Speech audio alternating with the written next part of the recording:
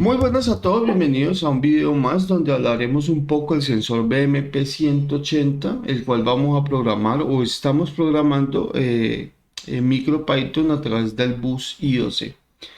Así que bueno, pues entendido cómo se configura un bus I2C, podemos proceder a programar el sensor, digamos, desde la placa, darle las instrucciones para que así sea. Y eso nos obliga a hacer varias cosas, entre lo que tenemos que venir a la hoja técnica del fabricante y pues comprender el sensor. Sin eso pues no podemos hacer la librería. Así que bueno, como se ha mencionado ya en repetidas ocasiones, el sensor BMP180 es un sensor de presión digital. Y aunque tiene muchas características las cuales podemos resaltar, por decirlo de alguna manera, lo más interesante del sensor es entender que está de 300 a 1100 hectopascales, que va desde 1.8 a 3.6 voltios. Y bueno, que son cositas que tenemos que tener muy en claro al momento pues de programar. Si venimos por acá en el sensor, digamos que seguimos hablando pues más de él. Acá hay como un menú donde nos permite pues entender qué vamos a hacer. Nosotros vamos a estar operando más que todo el capítulo 3 que refiere precisamente a la forma en la que se calculan pues tanto la temperatura como la altitud como la presión atmosférica como tal. Hablo un poco el buceo C. Acá está, por ejemplo, también una información muy importante que nos va a decir cuál es la dirección del dispositivo y demás, aunque nosotros ya la conocemos. Y bueno, capítulos que son pues importantes para aquellos que construyen sus librerías en PCB y demás, que sería pues los paquetes. Dicho eso, pues nosotros podemos venir a revisar y lo primero que nos vamos a encontrar son las características eléctricas. No voy a entrar en detalle, pero hay una característica que me llama mucho la atención y es la resolución de los dispositivos. Así que tenemos una resolución tanto para la temperatura de 0.1 grados, eso está muy bien, a 0.01. Entonces estamos hablando de pasos y precisiones muy buenas y muy efectivas. ¿En qué consiste eso de los pasos y de la resolución? Básicamente que el sensor lo que contiene es un conversor análogo digital. Por acá hay unas temperaturas de operación, hay unos tiempos, perdón, de operación, y esos tiempos, digamos, pues que hay que tenerlos muy en claro, pero ya hablaremos más en detalle de ellos en el capítulo que estemos trabajando. Eh, digamos que pues, los rangos de temperatura donde el sensor funciona bien es desde los -40 a los más 85 grados centígrados. Y bueno, otras características interesantes. En la forma de operación, pues aquí habla de que, digamos que el sensor BMP180 tiene una EPROM, pero una doble EPROM, por así decirlo, y que nos entrega los datos de presión y de temperatura, digamos, de 16 a 19 bits. Estos datos que vamos a llamar UP y vamos a llamar UT son datos no normalizados. Significa que ese dato, aunque se lo leamos al sensor, si no lo sabemos trabajar, no nos va a dar un dato real, sino que nos va a dar un dato no normalizado. Entonces, de hecho, la hoja técnica lo llama un dato no compensado. Es importante saber el tamaño del dato que me están enviando y eso va a ser muy útil al momento de diseñar la librería. Básicamente, como características internas, el BMP tiene una EEPROM donde va a guardar la información de los sensores que están midiendo. Los sensores que se van a conectar a través de un bus, perdón, a través de un módulo conversor análogo digital. Y esa conversión análogo digital pues va a tener entonces esa resolución que estábamos viendo ahorita. Recuerde que para presiones de 0.01, para temperaturas de 0.1 y eso dentro de una unidad de control que se encarga de almacenar la información. Cuando nosotros tenemos un microcontrolador con la interfaz I2C, hacemos unos requerimientos de solicitud, ¿cierto? La unidad de control los saca de la EPROM y pues nuevamente vuelve y los toma. Eh, Normalmente, ¿qué se hace? La conversión tiene un tiempo de espera. Entonces, por eso yo no puedo estar haciendo solicitudes sin esperar esos tiempos. Eso es muy, muy delicado. O sea, yo tengo que garantizar el tiempo mínimo de conversión y de adquisición de datos en la EPRON antes de volver a pedir un nuevo dato. Pero bueno, ya hablaremos más en detalle de eso después. En el bus I2C, estas resistencias que son RP, que vemos acá, que son las resistencias de pull-up, pues típicamente son 2.2 kilo ohmios, 10 kilo ohmios, pero pues lo más común encontrándose es la de 4700. Y esa de 4700, la placa que nosotros ya vimos en el video pasado, ya las contiene, entonces ahí estamos más que bien. Bueno, dicho eso, nos da un algoritmo también donde podemos obtener, digamos, los datos, que son empezar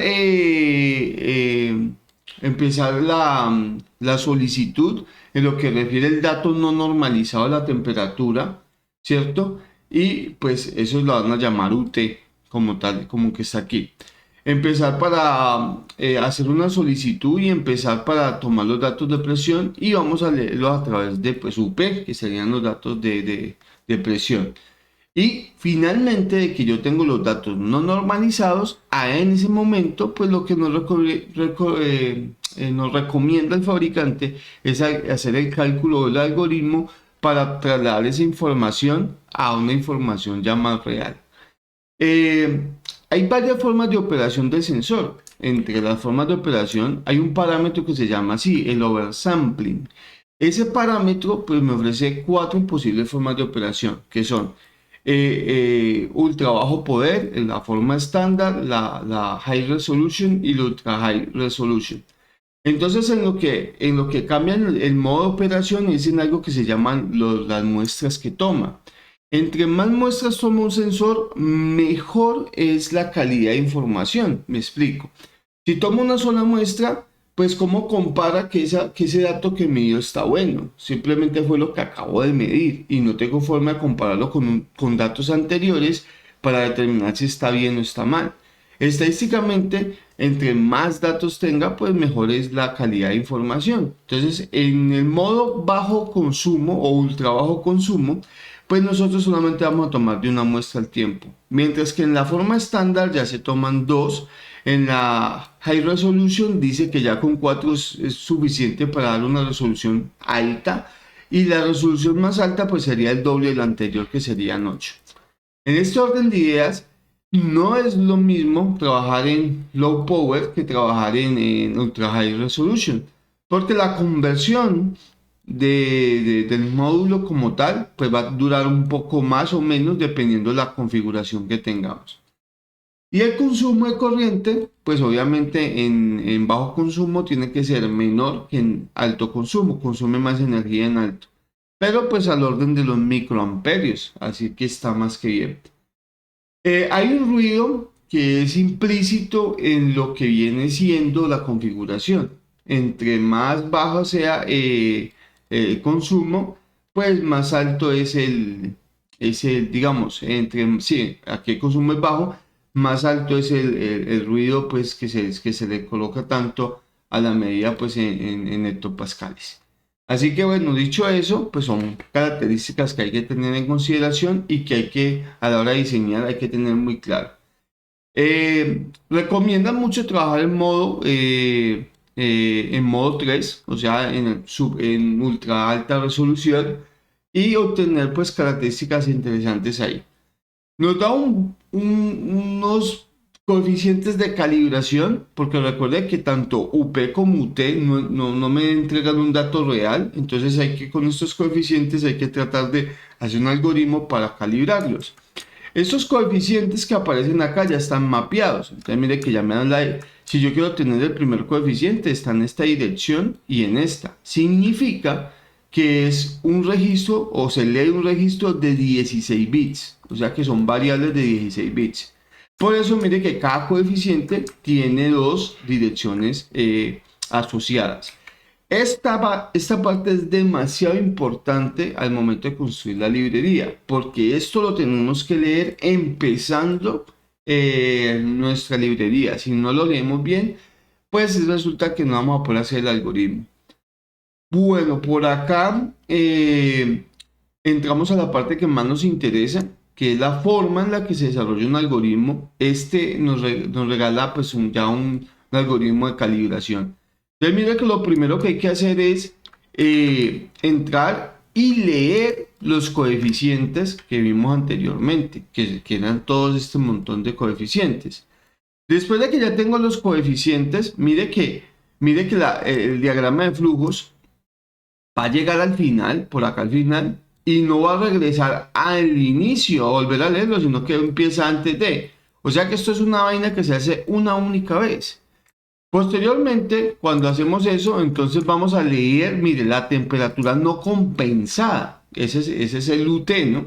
Entonces lo que hay que hacer es mandarle una instrucción, que es la 0x2e, a un registro específico que es el registro de temperatura, que es el F4, y hay que esperar 4.5 milisegundos. Después de que yo le mando 0x12, que es como una instrucción que el BMP entiende para regresarme el valor de temperatura, entonces lo vamos a leer del registro 0xF6. Mire que lo pido en el 4, pero lo leo en el F6. Y son dos valores, el F6 y el F7. Después de que hago eso, pues en la parte más significativa que corre la 8 unidades a la izquierda y la unimos con la menos significativa y eso es UT. Entonces ya en este momentico tenemos valor de temperatura no normalizado o descompensado, por así decirlo. Después de eso se lee el valor de la presión no compensada, casi que es muy parecido, escribiendo un 34 junto con los valores de calibración en el modo de operación, ya sea modo low power, estándar, ultra high resolution y todo eso, en el registro F4, mire que es el mismo registro, pero al meterle un 34 con esta información, pues él ya entiende que es el valor de presión el que estamos solicitando. Después vamos a leer esa información y esa se lee en 3 registros, en el MSB, LSB y XLSB, que están en el F6, F7 y F8. Y después UP pues va a ser la unión de MSB corrido a la izquierda 16 unidades, el LSB 8 unidades y el XLSB no lo movemos. Y todo eso hay que moverlo, un algoritmo que son 8 unidades menos la forma de operación en la que está funcionando.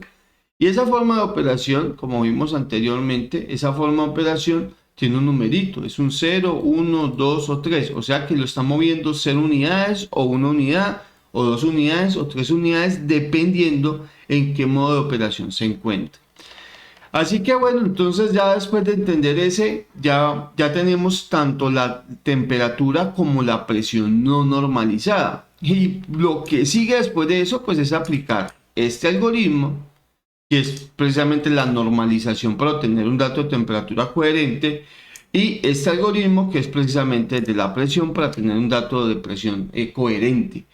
Una vez se hace eso, ya tenemos los datos y volvemos a empezar el algoritmo. Y ahí ya tendríamos los datos de presión y temperatura. Ya para finalizar este video, que es un poco denso, nos dan un cálculo para la altitud. Procedemos a trabajar un poco lo que es la memoria o los datos de memoria y los tiempos que aquí se nos asocian. Bueno, primero, algo importante antes de hablar de eso es observar esta dirección, la 11110111. Tengan en cuenta que a mí me interesan de dirección estos datos. Esto es propiamente el bus IOC. Entonces, esto que está acá, esto sería 2 a la 0, más 2 a la 1, más 2 a la 2, vamos hasta ahí, más este sería 2 a la 3, este sería 2 a la 4, 2 a la 5 y 2 a la 6.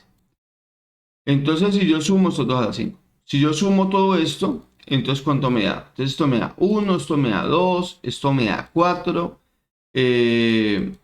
esto me va a dar 16, esto me va a dar 32 y esto me va a dar 64. Entonces sumamos 64 más 32 da 96, más 16 más 96 más 16 son 106, 112, 116, 118, 119. Entonces de ahí sale el 119 del video anterior, de la, digamos, del